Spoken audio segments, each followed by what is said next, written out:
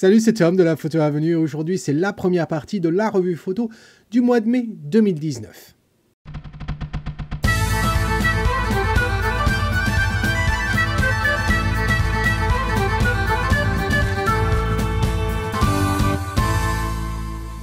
Alors en effet, pour cette revue du mois de mai, on a 13 photos. Aujourd'hui, on va en voir la moitié et demain, tu verras l'autre moitié. Alors, on est dans Lightroom, on perd pas le temps. Voici, et on attaque avec Michel. Michel, et comme d'habitude, je lis la description. Bien que Michel, de toute façon, je m'y attendais parce que je te connais maintenant. La description, mon gars, elle est longue. Elle est longue, ta description. Alors, je vais la lire, mais essaie, s'il te plaît, pour les prochaines fois, de les faire plus courts, parce que sinon, je vais perdre un max de temps si tout le monde écrit des descriptions aussi longues. Bonjour les artistes de la Tom Company. Voici une image en noir et blanc pour la revue de ce mois. J'ai choisi le noir et blanc, car l'original en couleur, le ciel ne se prêtait pas à la couleur, avec un ciel blanc laissant apparaître de très légers nuages sans motif.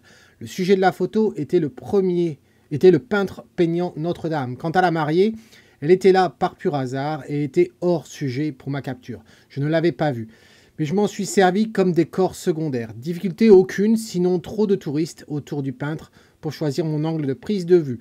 La prise de vue a été faite à main levée, le ciel, tout comme la robe de la mariée, ont subi une retouche sélective. Quant au noir et blanc, la retouche a été effectuée avec la teinte, la saturation et la luminosité dans Lightroom et les tons foncés et tons clairs dans Photoshop. Ceci afin de donner du relief dans mes gammes de gris. Ma conclusion sur cette photo, la venue de la mariée a changé la conception de mon sujet qui, je le rappelle, était le peintre face à la cathédrale. Certes, ce n'est pas la photo du siècle, mais j'ai voulu la poster en noir et blanc à cause du peintre qui ne peint que la cathédrale sans se soucier de la mariée. Alors c'est là que je comprends pas.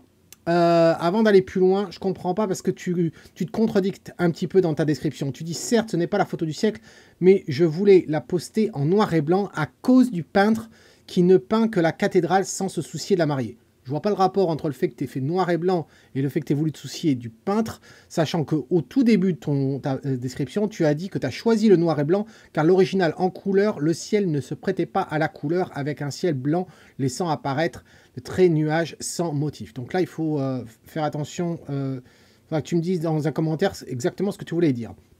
Quant à moi, c'est le peintre qui est mon sujet, certes, mais la mariée était aussi en tant qu'accessoire de mannequin où je voulais mettre les détails dans sa robe.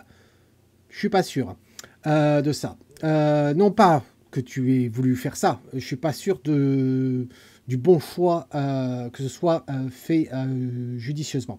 Ma question sur cette photo, comment, Tom, aurais-tu traité ce sujet en tenant compte mon idée originelle étant le peintre et la cathédrale? Voici les exifs, ISO 800, f16, vitesse 1/160e de seconde, focale 75 mm. Pas de difficulté à la prise de vue, sinon que j'ai dû gentiment donner un bon coup de balai à tous ces touristes qui m'ont empêché de choisir mon angle de prise de vue. Alors, voilà. Ouf, je suis presque aussi fatigué. Bon, alors, comme d'habitude, on regarde la photo en grand. Hein. Voilà, ici en grand. Alors, tu nous l'as dit peut-être 3 fois dans la description, Michel, que la photo, c'était ton peintre, un teint de peintre, ta Notre-Dame. Et que la mariée, c'est un accessoire, mais tu as voulu quand même que ce soit un accessoire avec du détail, etc. Donc, tu as travaillé sur la robe pour récupérer tous les détails. Qu'est-ce que j'en pense de tout ça? Si réellement ton sujet, c'est le peintre, en train de peindre Notre-Dame, pour moi, ça marche pas. Pour moi, ça marche pas. Alors, certes que tu aies bougé les touristes, que tu n'aies pas eu l'angle parfait, ok. Cela dit, tu aurais dû attendre ne serait-ce que 10 secondes pour avoir la péniche qui passe, déjà. Hein, elle n'a rien à faire ici. Ensuite, ça m'étonnerait qu'il y ait des touristes dans le ciel. Donc, ta photo, si c'est réellement ton peintre en train de faire une reproduction de Notre-Dame, ça m'aurait intéressé de voir Notre-Dame et donc de la voir un peu plus grand. Donc les informations que tu nous as mis sur les côtés, par exemple, tout ce qu'il y a ici, là à gauche, je m'en fous complètement. J'aurais préféré avoir toute cette zone au-dessus et nous montrer Notre-Dame. Voilà. Donc j'aurais choisi plus une photo orientée à la verticale, le peintre, son œuvre et Notre-Dame derrière, ce qui nous aurait permis de faire une corrélation entre la peinture et le sujet du peintre. Voilà. Et puis le reste, c'était vraiment secondaire. La mariée, elle a rien à faire là, que tu l'aies pas vue au départ et qu'après tu as voulu l'utiliser comme accessoire, certes, mais je trouve qu'elle n'apporte absolument rien à l'histoire que tu veux raconter ici. Et encore une fois, c'est par rapport à ce que tu as écrit dans la description, hein, qu'absolument ta photo, c'est le peintre, ton sujet, c'est le peintre en train de peindre Notre-Dame. Donc la mariée, elle n'a rien à faire ici, au contraire, elle attire mon regard plus qu'autre chose. Donc non, pour moi, ça ne marche pas. Donc cadrage aurait été mieux à la verticale. On s'en fout du couvercle de la boîte du peintre ici, là, que ça n'apporte absolument rien également. Et donc, ce que je te propose, eh bien, je ne pouvais pas recréer Notre-Dame, hein, ça c'est certain. Mais voici ce que ça donne déjà quand tu supprimes la mariée, quand tu supprimes ça. Je ne pouvais pas supprimer la péniche, hein, ça allait te coûter 10 secondes, mon gars. 10 secondes de plus et la péniche, elle n'était plus là. Donc, ça aurait été quand même bien. Même si tu nous avais coupé Notre-Dame et que tu nous l'avais fait comme ça, eh bien là, il n'y avait pas de doute sur qui était le sujet. C'était ton peintre en train de reproduire Notre-Dame. Voilà. Donc, je remets les deux l'une à côté de l'autre pour qu'on voie bien. Tu me diras ce que tu en penses dans un commentaire, mais si ton sujet, c'est réellement ce que tu as annoncé, pour moi, ça ne marche pas. Voilà. Et l'excuse n'est pas les touristes parce qu'ils ne sont pas dans le ciel. Voilà. Après, au niveau du traitement, à faire gaffe quand même, parce que, regarde ici, là, il y a des halos dans le ciel, ça fait très bizarre. Alors, soit tu as voulu faire volontairement, d'essayer de reproduire des nuages ou de traiter le ciel, quitte à ce qu'il soit pas beau, le retraiter comme si c'était une peinture, parce que là, on dirait franchement que c'est une peinture. Voilà. Peut-être que c'est le cas, hein, peut-être tu as voulu jouer comme ça, un peu à la Warhol, je sais pas, mais si c'est pas le cas, attention quand même à ton ciel. Sinon, le noir et blanc en lui-même, la façon dont il est traité, il n'y a rien de choquant, je trouve. Bon, c'est pas... Il n'y a pas énormément de dimensions dans cette photo, mais bon, vu la contrainte que tu avais avec les touristes, etc., que tu ne pouvais pas reculer trop, sinon ils auraient été dans ton champ, voilà. Je t'avouerai que ça m'aurait énervé, parce que ça attire pas mal mon regard. Le bout de papier ici, je crois que j'aurais simplement cloné. Donc j'aurais simplement pris en fait la toile ici et j'aurais cloné ici, reproduit le muret et viré ce bout là qui n'apporte rien mais qui attire mon regard quand même pas mal. Mais le plus gros du gros, ça restait quand même de nous montrer Notre-Dame et d'attendre que la péniche passe. Donc dis-moi ce que tu en penses dans un commentaire s'il te plaît. Et ensuite nous passons à Seb. Alors Seb... Affichons ce que tu me dis. Voilà, alors, c'est le phare d'Eckmühl en Bretagne pour une revue du mois de mai. Personne dans l'escalier, ni dans le phare d'ailleurs. Je n'ai pas pu poser mon trépied, d'où des ISO un peu élevés et une ouverture plutôt grande. Alors, au niveau des ISO, bah, c'est ISO 2000, oui, bon, t'es à l'intérieur, hein, c'est ISO 2000, 16 mm, f6.3 et 1/30 de seconde, ce qui est quand même pas mal. Non, je pense que t'as fait un bon choix. Au niveau de ton exposition, j'ai absolument rien à dire là-dessus. T'as pas de trépied, c'est difficile de le mettre là aussi le trépied en fonction du trépied qu'on a, c'est pas toujours simple. Voilà, donc si on l'affiche en grand ta photo, Seb. Moi écoute, ta photo je l'adore, j'adore les tons. Pourquoi j'aime les tons? Parce que si on se rappelle bien, j'en avais parlé lors des virages partiels. Et si ça vous dit rien les virages partiels, je vous invite à cliquer sur le lien qui s'affiche en haut à droite. On avait parlé de des couleurs complémentaires. Et là, on a une belle couleur complémentaire, c'est-à-dire ce jaune qu'on a sur les pierres et ce ton bleuâtre assez tia en fait qu'on retrouve sur le carrelage. Et donc, je trouve que ça se marie très très bien tout ça. Après, d'un point de vue composition, alors là, c'est vraiment très bien. Vraiment très bien. La seule chose que j'aurais à dire, Seb, au niveau de la composition, c'est que je trouve que tu as serré un petit peu trop sur le bord de gauche. Voilà. Je pense que j'aurais préféré, tu vois, l'espace qu'on a ici, juste là, l'espace que tu as ici, j'aurais préféré que tu le tailles à la moitié, quitte ici, tu vois, et nous donner la petite moitié qu'on a gagnée, essayer de gagner un petit peu d'espace à cet endroit-là. Voilà. Mais je comprends que tu aies voulu garder la fenêtre entière et pas la couper, mais je pense que tu pouvais pousser encore un petit peu plus voir, je ne sais pas si tu t'es allongé par terre, je ne sais pas dans quelle position tu étais, ça serait intéressant que tu nous expliques en fait comment tu as pu prendre ça, est-ce que tu étais simplement debout, parce qu'à ce moment-là, si tu t'étais assis par terre, peut-être que tu aurais pu gagner davantage en profondeur, parce que 16 mm, c'est quand même beaucoup. Voilà. Donc, mais en tout cas, chapeau pour ça. Au niveau du traitement, je trouve que c'est bien, c'est propre. Je pense que tu pourrais pousser, la photo mérite d'aller un peu plus loin quand même au niveau du nettoyage. Par exemple, quand on zoome un petit peu, ben, on s'aperçoit que effectivement les dessous des marches ici, il y a des traits blancs qui nous attirent comme ça. Et je pense que ça, je la nettoierai parce que ça n'apporte rien. Ça n'enlève rien du cachet du lieu, au contraire, ça rend les choses un petit peu plus propres. Idem pour les carreaux ici. Je m'amuserai dans Photoshop, là, je n'allais pas le faire parce que je me suis promis que je restais dans Lightroom pour la revue photo mensuelle. Mais je pense qu'avec Photoshop, facilement, tu avais de quoi repeindre par-dessus ces quelques carreaux là qui sont un petit peu plus blancs, histoire de faire un petit peu de ménage, voilà, légèrement, hein, je ne te demande pas non plus de réparer tous les carreaux, mais par exemple ça peut attirer le regard et ça apporte rien au cachet du lieu. Et quand on descend, ben pareil, ici tu as des brins de lumière qui apparaissent à cet endroit-là, j'aurais fait du nettoyage, idem pour le câble ici qui est blanc. Voilà, encore une fois tout ça parce que ta photo, je la trouve absolument superbe et que je me dis que ça n'enlève rien au caractère que de nettoyer ces petites... faire un petit peu de nettoyage comme ça, voilà. Ça n'enlève rien au caractère, au contraire, ça rend les choses un petit peu plus propres. Et moi, ça me plaît.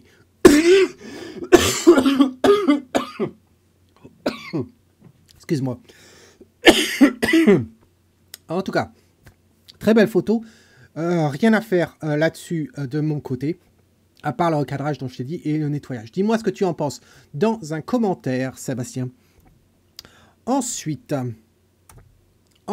nous allons voir Thierry. Thierry, alors, bonjour Tom, pour la revue mensuelle de mai, je te soumets une nouvelle photo prise pendant le stage en Bretagne à Nodéven. C'est le phare de Pontusval, bien sûr. Photo prise juste avant notre départ du lieu. C'est ce rocher en équilibre à gauche du phare qui a attiré mon œil. Puis, j'ai ajusté mon cadrage, joué avec ces lignes blanches dans le ciel qui convergent toutes vers le phare, puis intégré ce rocher au premier plan, à gauche en bas, et en même temps faire apparaître un bout de mer. Alors ça a été pris à 28 mm, f11, 1/20 de seconde, ISO 100. Merci d'avance pour ton commentaire. Alors Thierry, écoute, je vais afficher ta photo en grand, je me rappelle bien de cette matinée-là. Matinée assez curieuse d'ailleurs au niveau de la brume et l'ambiance que tu as eu toi et la partie du groupe qui était avec toi de ce côté-là du phare pendant que moi j'étais avec l'autre partie de l'autre côté du phare sur l'autre baie. Et c'est vrai, c'était deux situations complètement différentes. Mais j'aime bien ce que tu as produit ici. La façon dont tu nous expliques la composition, elle me plaît beaucoup. Les choix que tu as fait me plaisent beaucoup. Si j'avais simplement deux choses à dire en fait ici sur ta photo, c'est que j'aurais peut-être reculé ne serait-ce que d'un pas. Un pas pour pouvoir intégrer davantage ce rocher ici. Je trouve que tu étais un petit peu trop au bord ici. J'aurais aimé le voir montrer comme quoi le rocher est enfoui dans le sable davantage. J'aurais aimé avoir un petit peu d'espace de sable ici sur la gauche. Voilà. Ça, c'est pour cet endroit-là. Ensuite, l'autre chose, c'est au niveau du ciel. Je trouve que le ciel est quand même a un peu trop de luminosité.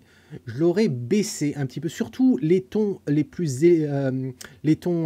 lumière élevés, je les aurais baissés légèrement. Alors beaucoup, ben non, légèrement. Voilà ce que ça donne. Alors, je repasse en arrière. Voilà ce que ça donne. Il n'y a pas grand-chose. Si on met les deux photos l'une à côté de l'autre, voilà ce que ça obtient. C'est pas tant que tu avais du cramé, tu n'avais pas de cramé dans la photo. C'était pas à ce niveau-là. Mais en réduisant les hautes lumières, en fin de compte dans le ciel, qu'est-ce qu'on a? On a gagné en saturation. Et ça, c'est peut-être un truc où j'en parle jamais, mais que ce soit en lumière avec des flashs, où on utilise des gels, ou bien quand on prend des photos comme ça dans le ciel, plus on va avoir de la luminosité, moins on va avoir de saturation. Et donc ce ciel, comme c'est quand même le matin, que le soleil est certes sur la droite, il n'est pas dans notre scène, eh bien j'aurais aimé avoir un petit peu plus de saturation dans le ciel, un peu plus de ce bleu là, et ça, on obtient ça uniquement avec, là j'ai mis un filtre gradué aussi simple que ça, et j'ai joué sur, alors je vais l'afficher, j'ai joué uniquement sur l'exposition. Alors hop, il est où? Non, c'est pas l'exposition, c'est les hautes lumières. Alors désolé, là j'ai laissé Lightroom en anglais, mais c'est les hautes lumières où je suis descendu à moins 46. Tu vois, c'est la seule chose que j'ai faite. Si j'appuie pour le masque, en fait j'ai utilisé le masque de gammage avec le choix sur la luminance, et donc j'ai appuyé ici avec la pipette, et donc ça m'a donné cette sélection là. Donc en fait la partie la plus lumineuse de la photo est légèrement donc graduée vers le haut, et c'est ça qui nous fait ressortir ce bleu qu'on n'avait pas forcément dans la partie dans la version précédente. Voilà. Donc dis-moi ce que tu en penses, Thierry, dans un commentaire. En tout cas, ta photo je la trouve très belle. C'est vrai que je t'avouerai que le rouge dans le phare, je sais que tu n'es pas responsable, mais c'est vrai que c'est un truc qui attire mon regard et c'est un petit peu dommage. Je ne sais pas si perso je l'aurais pas retiré, parce que c'est vrai que c'est pas quelque chose que je trouve assez intéressant pour ma part. Voilà, je trouve que ça fait un peu trop. Au début, j'ai même cru que c'était du cramé, que c'était un de mes warnings que j'avais mis dans Lightroom, mais voilà, ça me gêne un petit peu, et je sais que si j'imprimerais cette photo, eh bien ce rouge attirerait un petit peu trop mon regard. Mais voilà, dis-moi ce que tu en penses en tout cas de la remarque que je t'ai faite sur le rocher en bas à gauche, et puis de légèrement descendre la teinte des hautes lumières dans le ciel. Voilà, dis-moi tout ça dans un commentaire, mais en tout cas très belle photo et belle composition surtout. Ensuite, photo intéressante de Laurent. Salut Tom, dans la série de photos de voyage dans les 5 terres, dont tu as déjà pu voir quelques exemples en revue privée, voici un essai de focus stacking. L'idée était de donner autant d'importance à la statue en premier plan qu'au village en arrière-plan. Qu'en penses-tu? Merci. Alors les exifs, c'est 40 mm, f3.2, oui j'ai bien dit f3.2, ISO 100 et 1250e de seconde. À main levée, je sais, j'irai en enfer. Non, on n'ira pas en enfer pour l'avoir fait à main levée. Tu iras peut-être en enfer pour autre chose, Laurent. On en discutera quand tu seras à Toulouse avec moi pour le stage sur le portrait, mais pas pour le fait de l'avoir prise à main levée. Alors, oui, les exifs ici sont importants parce que du coup, faut savoir une chose, c'est que Laurent est en APS-C, est en 80D. Mais ma surprise, elle aurait été la même si tu avais été avec un 5D Mark III, Mark IV, etc. Enfin, avec un plein format, du moins. Parce que, alors, ton choix, je vais l'afficher en grand, hein, on n'est peut-être pas obligé de zoomer autant. Le choix d'avoir donné autant d'importance à la statue et au village, pourquoi pas. D'ailleurs, cette photo, quand on la regarde, écoute, je ne serais pas étonné si cette photo existe pour une carte postale. Voilà. Pour moi, ça fait très photo carte postale sur les photos où on a tendance à vouloir avoir plusieurs informations du lieu, par exemple. Et donc là, qu'effectivement, qu'est-ce qui est connu à cet endroit-là? Enfin, je ne connais pas l'endroit, mais le fait qu'il y ait cette statue-là me fait penser comme quoi elle doit être assez célèbre. Et donc, du coup, je me dis, tiens, oui, effectivement, ils mettent la statue, ils ont trouvé l'angle pour pouvoir avoir le village derrière. Et si en plus, ça aurait pu nous donner un petit peu plus d'eau, vue sur la mer, on avait la carte postale entière. Donc, d'un point de vue composition, c'est vrai que je pense que j'aurais reculé si j'avais pu. J'aurais pas forcément choisi 40 mm. J'aurais réduit un petit peu, l'histoire de 35 peut-être, l'histoire de gagner davantage d'informations sur la mer. Je pense savoir pourquoi tu l'as pas fait. Sûrement parce qu'en faisant ça, tu avais d'autres éléments qui rentraient, qui sont sur Terre, par exemple comme ces tiges là d'arbustes. Peut-être la rambarde ici, qui aurait été plus apparente. Peut-être tout ça a fait que tu n'as pas choisi d'être plus large. C'est un petit peu dommage à mes yeux, j'aurais préféré avoir un peu plus d'eau, c'est vrai. Ensuite, parlons du focus stacking. J'en ai parlé à plusieurs reprises du focus stacking, donc je crois que maintenant tout le monde maîtrise le sujet. Ce que je ne comprends pas, c'est ton choix de focale.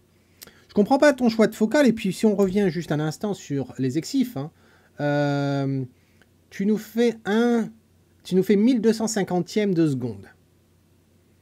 Ok. Pourquoi pas? Parce qu'après tout, c'est très lumineux, etc. Mais ce qui n'a pas arrangé les choses, c'est que tu nous as fait une ouverture à f3.2. Et la question, c'est pourquoi? Pourquoi tu fais f3.2? Là, j'avoue que je ne comprends pas. f3.2, il n'y a aucune raison de l'avoir choisi, ça. Tu aurais pu choisir ça si effectivement tu étais de nuit, que tu n'avais pas de lumière, etc. Mais non, tu es à ISO 100, tu as plein de lumière parce que tu es au sud. On le voit avec les ombres et tout, il y a une lumière dure et tout.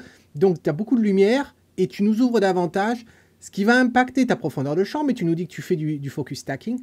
Et là, après, eh bien, alors, je ne vais pas dire que c'est lié, hein, mais après, quand on se met à zoomer, parce qu'il faut le faire zoomer quand même, bah, là, il y a des choses qui ne sont pas très normales. Alors, bien sûr, je m'attends à ce que Michael, qui va regarder cette vidéo, pour laquelle il n'a pas soumis de photo pour la revue, hein, Michael, je ne sais pas ce que tu fous en ce moment, mais je suis sûr que tu vas me faire une remarque sur le fait que j'ai zoomé à cet endroit-là de la truc. Mais fais-moi confiance pour une seconde. Oui, je zoome à cet endroit-là, pourquoi? Bah parce que, regarde, qu'est-ce qui s'est passé, là, Laurent? Hein? Il y a un truc qui n'est pas très net, là. C'est quoi ce bord-là, ce contour noir? Et on l'a tout le long, tout le long ici. On l'a également ici, là. Et puis, on a le contour ici. J'avoue, je ne comprends pas. Ça, ici, également. Là, c'est sûrement parce que tu as utilisé dans Lightroom, tu as utilisé le masquage automatique et du coup, tu as fait une détection et ça nous fait un contour comme ça. Enfin, le résultat, il n'est pas de loin, ça peut passer, mais de suite, quand j'ai vu la photo, je me suis dit, mais c'est quoi? Pourquoi c'est sombre à cet endroit-là? Pourquoi c'est plus sombre et encore en bas? Donc, il y a quelque chose de pas très normal au moment où tu as fait la fusion de tes photos dans Photoshop. Est-ce que tu l'as fait en automatique? Je ne sais pas. Est-ce que c'est lié au 3.2? Non, c'est pas lié au 3.2. Le 3.2 ne t'a pas aidé, en tout cas. Et je t'avouerai que le résultat fait qu'en fait, on dirait plus un composite. Où tu nous as collé la photo par-dessus, plutôt qu'une véritable photo que tu as améliorée pour améliorer la netteté. Et d'ailleurs, c'était un risque. Hein. Faire 3.2 à cette distance-là, tu as quand même, du relief dans cette photo. Quand on est ici par rapport à ici, on s'aperçoit que tu as quand même la distance. À 3.2, regarde la netteté. Regarde la netteté que tu as dans les arbres ici, là, à cet endroit-là, dans les pierres, et regarde la netteté que tu as là. À 40 mm, c'est pas ton angle de... C'est pas que tu as un grand angle, c'est pas les bords qui perdent de la netteté comme ça. Non, c'est uniquement ta profondeur de champ. Donc, je pense que tu n'as pas calculé là au moment où tu as fait la prise de vue. Hein, 3.2, ça ne... Non, ça passe pas. Donc, je suis curieux de savoir qu'est-ce que tu as choisi comme technique. Comment ça se fait qu'il y a tout ce rebord-là? Je suis sûr que tu l'as vu, tout ça. Enfin, j'espère que tu l'as vu. Enfin, dis-nous tout ça dans un commentaire. Mais là, j'ai rien d'autre à dire. Comme je t'ai dit, le cadrage, j'aurais aimé qu'il soit un petit peu plus large. Quitte à nous couper en bas, hein, si besoin. Mais c'est vrai que j'aurais apprécié un peu plus slow. Voilà. Et puis, c'est vrai que cette rambarde ici en bas, mais ça fait pas terrible non plus. Voilà. Donc, dis-moi tout ça dans un commentaire, s'il te plaît. Ensuite, on passe à Nelly. Alors, Nelly. Tom, bonjour. Ma photo retouchée après notre Skype. Pas facile de changer un ciel sous Photoshop. Une première pour moi, puis nettoyer de la photo. J'ai même rajouté de la fumée qui sort de la cheminée. Dis-moi ce que tu en penses. Photo prise à la Rock Gajac, ISO 320 f11, 1/80e de seconde. Alors Nelly, écoute, très beau travail, madame. Très beau travail. Alors, je dois dire que je pense qu'il y avait besoin d'expliquer en fin de compte l'histoire de cette photo. Nelly m'a envoyé, on faisait sa revue mensuelle avec via Skype, hein, comme on fait tous les mois, puisque Nelly fait partie de la classe or. Et puis, elle me montre cette photo, mais cette photo, en fait, elle n'était pas comme ça au départ. Cette photo, et Nelly, tu m'en voudras pas hein, si je la montre, ta photo était comme ça. Et je pense que c'est essentiel de montrer ça pour que tout le monde puisse apprécier en même temps le travail que tu y as fait. Et la première chose que j'ai dit à Nelly à ce moment-là, c'est il y a quelque chose de bizarre dans le ciel, pas très catholique. Et puis, je me dis, tiens, elle avait une autre photo à ce moment-là qu'elle m'avait montrée. J'ai dit, tiens, on pourrait prendre le ciel de ton autre photo et puis la poster ici. Et tu vas voir, ça va rendre plutôt bien. Donc, je l'avais fait vite fait. On avait obtenu ça. Voilà. Et donc, on l'avait montré avec Nelly, qui ne connaissait pas la technique. J'avais fait une vidéo d'ailleurs sur le sujet. Hein, si toi aussi, tu veux savoir comment on fait ça, c'est très simple dans Photoshop. Eh bien, je t'invite à cliquer sur le lien qui s'affiche ici en haut à droite. Voilà. Et donc, j'ai dit à Nelly, ben voilà comment tu fais, etc. Elle a compris et je lui ai demandé de le refaire pour la revue photo, qu'elle le fasse elle-même. Et donc, c'est ce qu'elle a fait. Voilà. Donc, tout à ton honneur, Nelly. Et c'est vrai que quand on avait vu la photo, bon, il y avait certains points qui n'étaient pas terribles. Alors, par exemple, excuse-moi, j'avais dit, tiens, c'est marrant, on a la fumée dans les arbres, là, mais c'est dommage que ça ne va pas, ça ne sort pas d'une maison. Voilà, au départ, on avait on l'avait juste ici, quoi. Et donc, c'est là que Nelly nous dit, bah oui, j'en ai rajouté pour que ça sorte de la cheminée. Je trouve qu'à ce niveau-là, c'est plutôt pas mal. Bon, il y a du doublon, hein, Nelly, il y a du doublon. Retire quelques tiges, là, tu vois, quelques tiges que tu as ici. Si je zoome à 2 fois pour qu'on voit bien de quoi je parle, ici, tu vois, on a du doublon. Les doublons, c'est des patterns, des textures qui se répètent. Donc, tu as simplement à passer là, là, là, là, là, voilà. Et après, ça va paraître plus naturel. Donc, plutôt pas mal. Ici, on l'achète, il n'y a pas de souci. Ensuite, je trouve que tu as fait un beau travail parce que voilà la photo de départ. Et si on regarde sur la droite, il y avait ce fameux poteau là avec les lampadaires. Alors heureusement, ils ont choisi quand même, ils ont du goût, hein, ils ont choisi une couleur marron pour les lampadaires, ce qui fait que ça passe quand même avec le décor. Mais je lui dis, écoute, si tu la retouches, essaie de faire ça, ça va pas être facile sur la fenêtre. Je pense que tu vas devoir perdre la fenêtre qui est ici, là. Et puis la bâche, ça serait bien quand même de faire la bâche, peut-être le symbole ici des travaux. Et puis voilà. Et donc, du coup, ben, c'est ce qu'elle a fait. Donc, elle a fait du bon nettoyage, hein, même la parabole qui est là. Et puis, je trouve que le résultat est très bien. Après, ce que je t'avais dit aussi, Nelly, c'est que par rapport à ta photo, ce qui est dommage, c'est qu'elle est trop serrée en bas. J'aurais aimé avoir un peu plus d'espace ici, là, en bas du bateau, là. Tu as coupé ça très court. Alors, je sais que tu n'en t'en es pas rendu compte au moment de la prise de vue, et c'est un petit peu dommage. Mais c'est vrai que j'aurais préféré, à la limite, sacrifier un petit peu en haut pour gagner en bas, ou bien reculer, voilà. Mais en tout cas, je trouve que c'est pas mal. Alors, je me rappelle, il y avait l'histoire de reflets. Alors, effectivement, tu as retouché les reflets ici, que j'avais trouvé un petit peu trop voyants. Donc, je pense que tu as fait quelque chose de bien. Quant au ciel, moi, c'est ce que j'avais fait. Et toi, tu l'as rendu... Ok, il est un peu moins bleuté que celui que j'avais fait. Mais, excuse-moi, décidément... C'est tout, elle va avoir le meilleur de moi-même. Mais en tout cas, le résultat me paraît très bien, écoute Nelly. Tu peux être fière de toi, madame. Je pense que tu as réussi à maîtriser la technique pour le ciel, donc bravo. Et puis, tu as fait de très bon travail ici, hein, vraiment très beau travail. Tu as pu reconstruire la fenêtre ici, et ça se voit pas, hein, ça se voit pas qu'il y avait un lampadaire ici. Tu as fait vraiment du très bon travail, peut-être ici, là, légèrement ici, attention à cet endroit-là, mais je sais que tu travailles avec une souris et c'est pas simple quand on travaille avec une souris par rapport à un stylet sur une tablette. Voilà, non, en tout cas, bravo madame, tu peux être fière de toi. Voilà. Ensuite, eh bien, c'est Alfred. Alors Alfred, qu'est-ce que tu nous dis? Bonjour Tom, voici ma photo pour la revue de mai. Ce n'est peut-être pas la belle photo, mais ça a une valeur sentimentale, puisque c'est une photo prise lors de la prestation de ma petite fille au spectacle de danse de fin d'année de son académie. Pas facile de photographier dans ces lumières de spot et autres. J'ai travaillé uniquement en manuel et avec trépied. Je te mets les exifs, c'est le 5D Mark IV, donc un plein format chez Canon. Sigma, alors je pense que c'est la 70-200 à 2.8, 1/160e de seconde, f2.8, ISO 1600. La focale, tu l'as faite à 200 mm. J'ai essayé d'augmenter les ISO à 3200, mais c'était la catastrophe parce que trop surexposé et dans le feu de l'action, pas le temps d'affiner mes réglages. Finalement, j'ai fait tout le spectacle à 1600. Cela fait pas très photographe, mais avec l'âge, LOL, on devient moins réactif. Alors, comme tu nous dis toujours, dis-moi ce que tu en penses, amitié. Eh bien, Alfred, écoute, il en faut de ces photos-là. On ne fait pas toujours de la photo pour qu'elle soit accrochée dans une galerie, etc. Ça sert à ça aussi, la photo. Ça sert à garder les souvenirs. Et souvenirs de petite fille qui a son gala de danse, bien sûr que ça a de l'importance. Donc, non, loin de moi de juger ce type de photo. D'ailleurs, je compatis à ta souffrance lors de la prise de vue.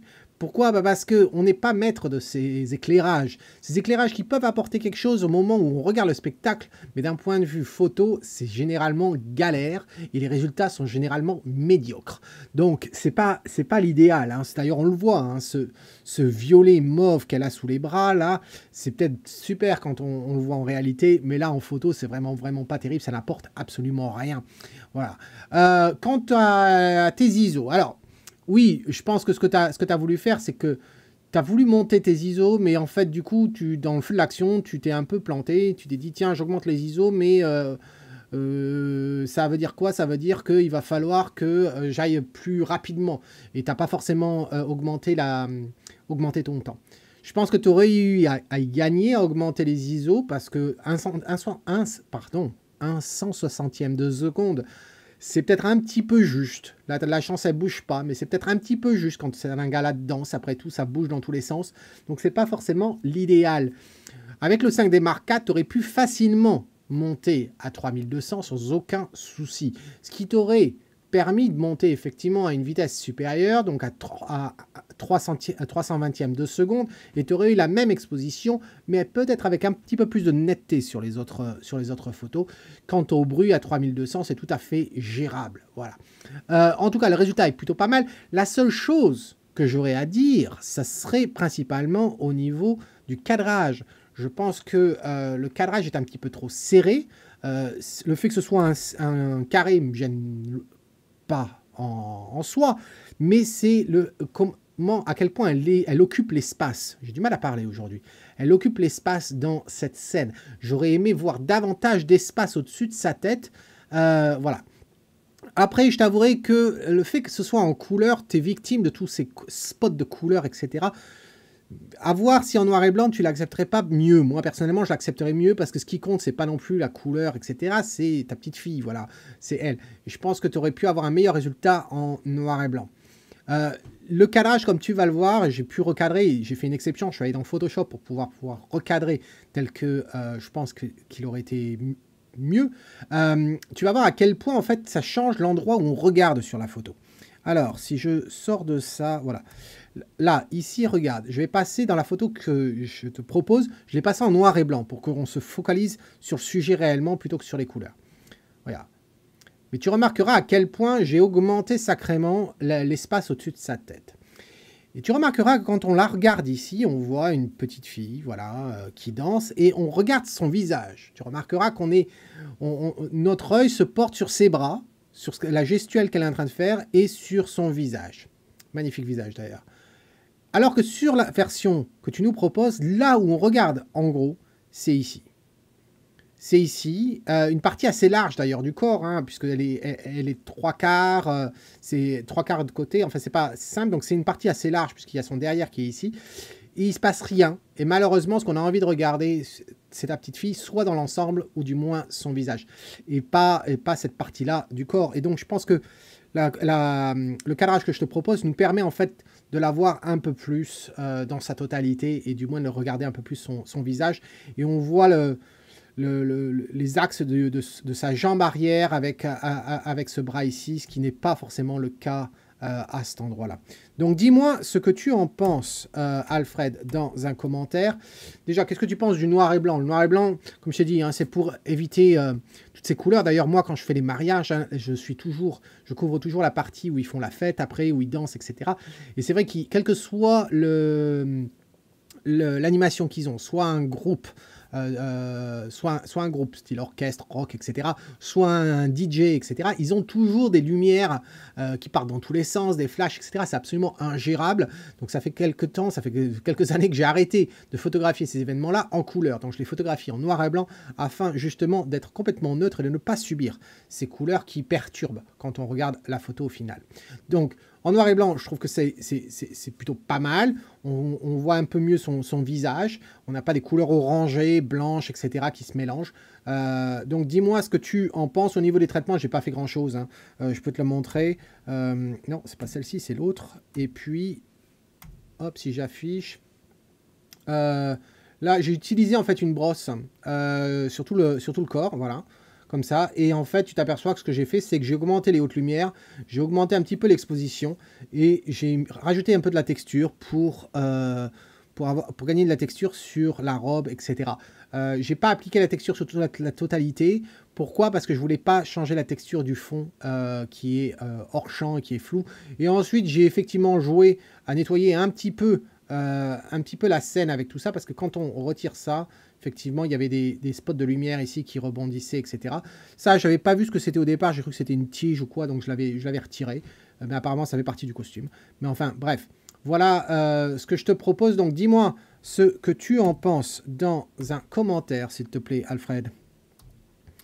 Ensuite, ensuite c'est tout pour aujourd'hui. C'est tout pour aujourd'hui, puisque la prochaine fois, on commencera avec cette photo de Franck. Donc, dis-moi ce que tu en penses de cette revue photo, de cette première partie de revue photo. La deuxième partie sort demain.